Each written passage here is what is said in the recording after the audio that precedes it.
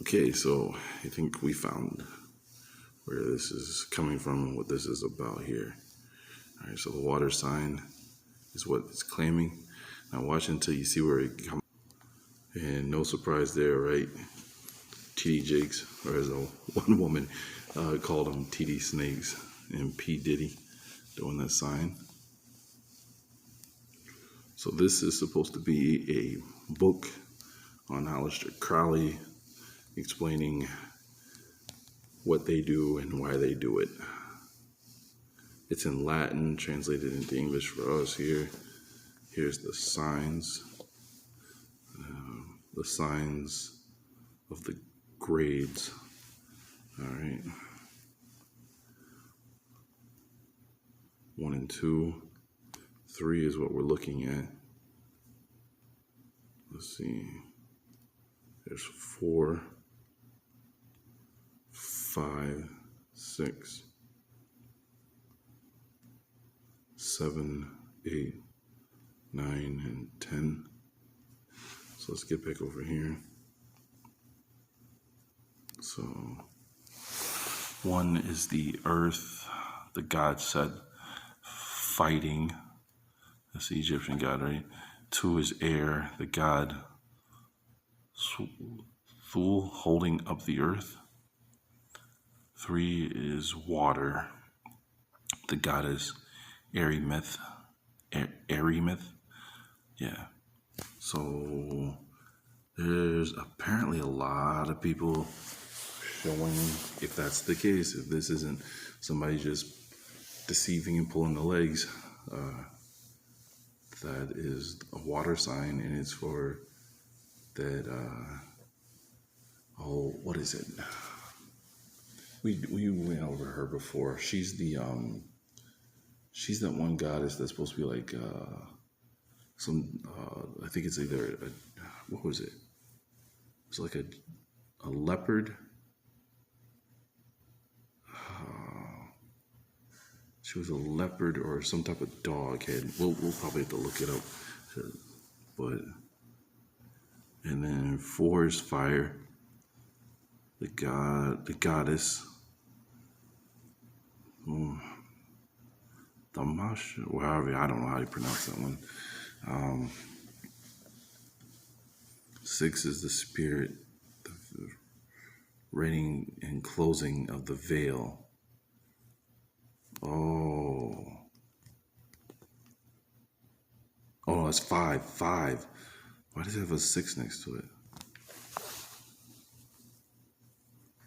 That's that veil they're always talking about in the Druidics, right? And probably what they're talking about in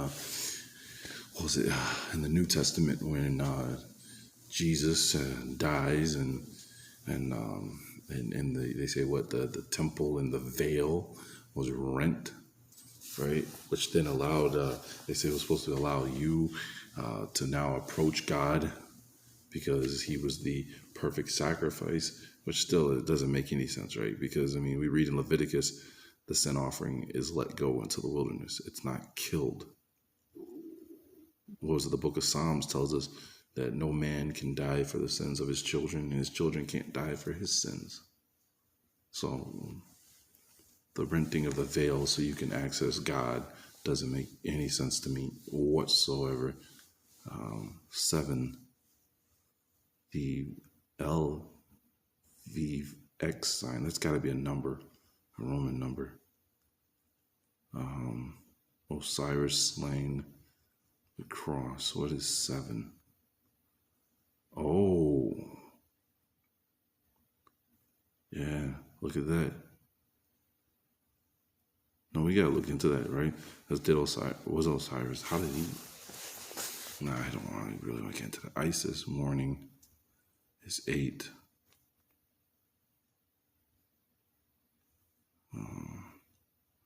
Osiris rising, the pentagram, 10. Now that is interesting. Let's see. I don't want to go into all this. I just want to know what they're saying 3 is. Wait, we're looking at number 3.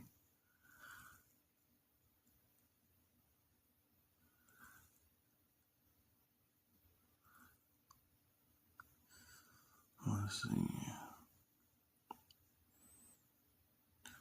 And for this book to be about Crowley, there's a lot of stuff in here about angels. Let's see. I'm trying to find.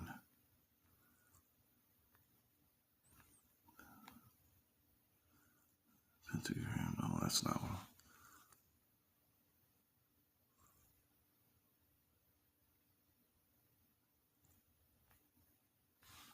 There was. This would probably be faster if we looked it up this way.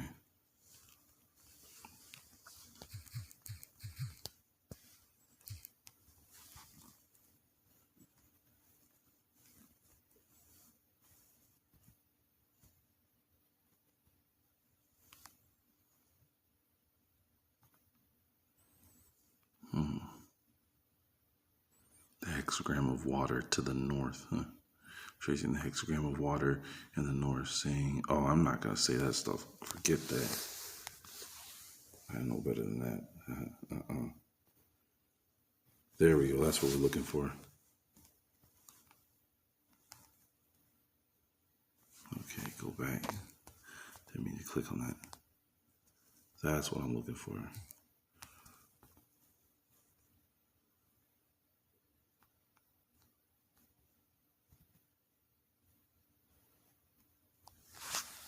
Water. The goddess Auramoth. Same body and foot position as number 2, but head erect. Arms are brought down over the chest so that the thumbs touch above the heart and the backs of the hands are to the front. The fingers meet below the heart, forming between thumbs and fingers the descending triangle of water.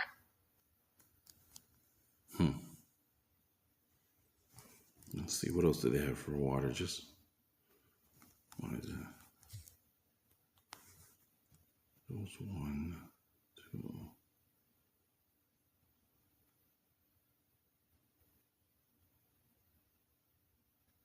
Oh, that's all of it, huh? But look down here. I want to go to the bottom of this and show you what I thought was interesting. Not all that.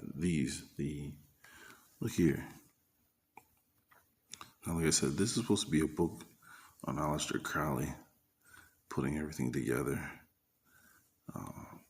from his point of view. What was it? These are some of the stuff I thought was interesting. God's names in Asia, the heavens of Asia, the sword and the serpent. What was another one I thought stood out?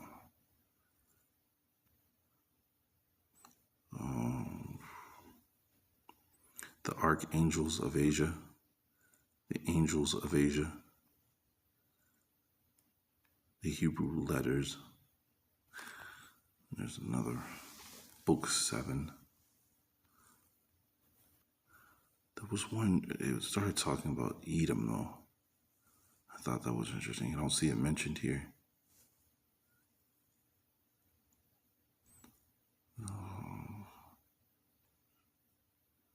I think it was like, who were the kings of Edom?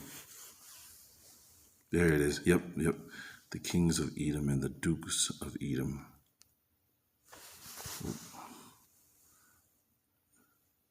I think it's significant that they would put that in there because it shows that they play a role in all of this still. And these names are shocking, right?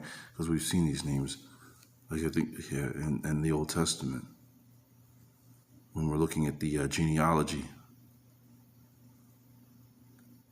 I think it's interesting though that they would still need them and use them. And then I thought about this, right? You see the colors there, right? Sky blue, yellow, white, red, white, red, whitish, red, ruddy, white.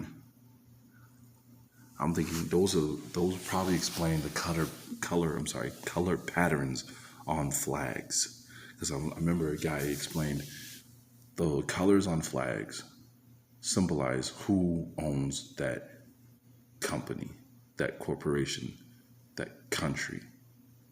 So when I seen that, I'm thinking, okay, these are the colors that stand for them. And we got to do a video taking that and seeing what flags then would match these, have these colors on it.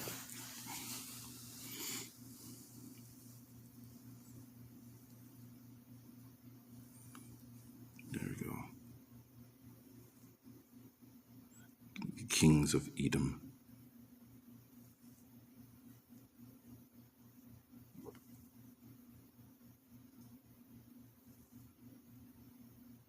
The 10 hells and 7 places. Yeah, nah.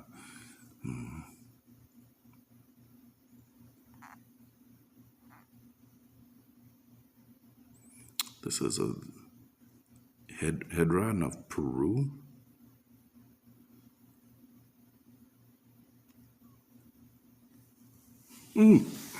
Okay. that explains though, right? Was it the King of Portugal went to Peru? Well, no, he went to he went not to Peru. Where'd he go? He went to Brazil, which Brazil is not that far from Peru. But the officers in a Masonic lodge. No problem. No problem. Postmaster. No, let's see. It sounds familiar. There we go.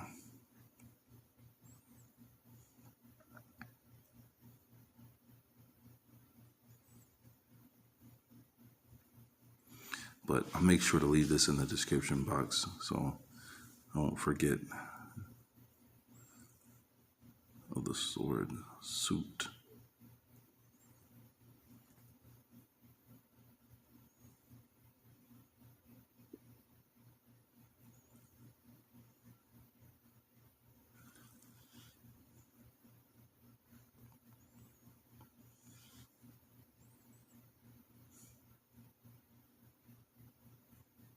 Yeah, I'm not into this. All this is just a bunch of demons.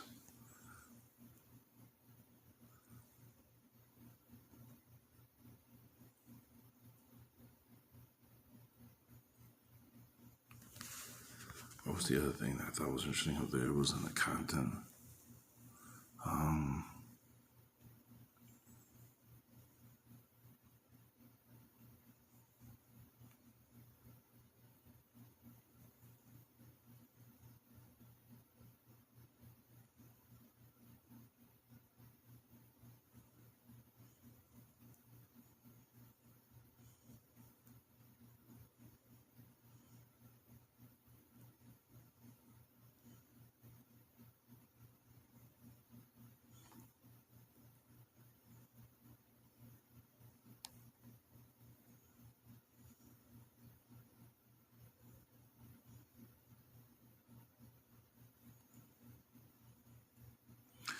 The signs of the zodiac planets ruling, planets expelled in the 12 banners of the names, the 12 tribes.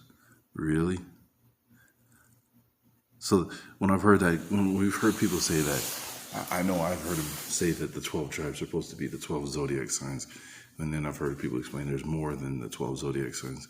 So I thought about that. But I think it's interesting in a book on this stuff. There you guys are.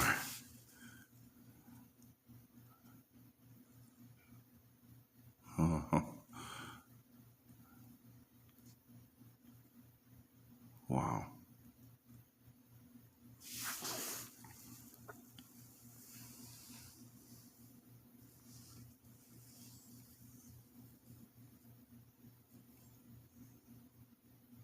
Man, they have a lot to do with.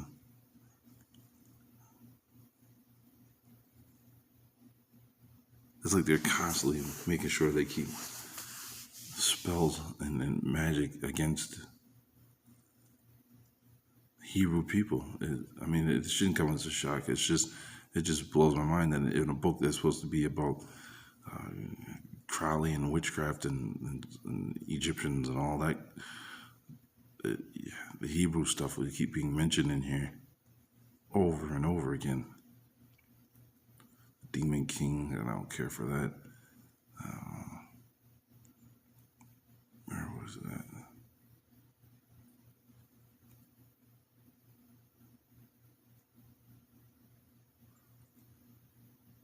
Roman gods, the same Roman gods, the same Greek gods.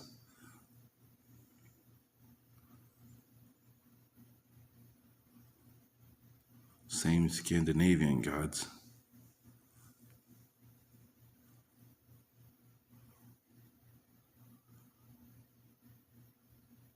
So,